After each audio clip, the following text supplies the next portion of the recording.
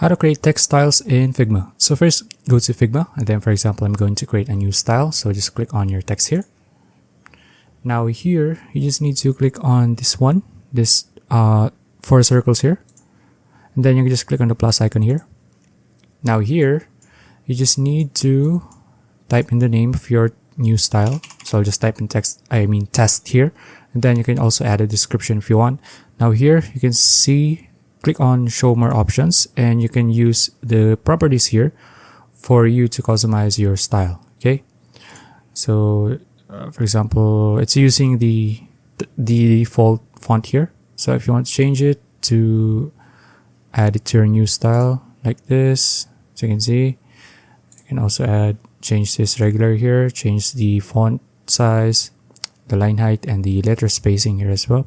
So let's say you're done customizing it, done adding different kinds of properties to it, you can just click on create style, and now you have a new style here. So that's it. If you found this video useful, please like and subscribe for videos like this. See you in the next one.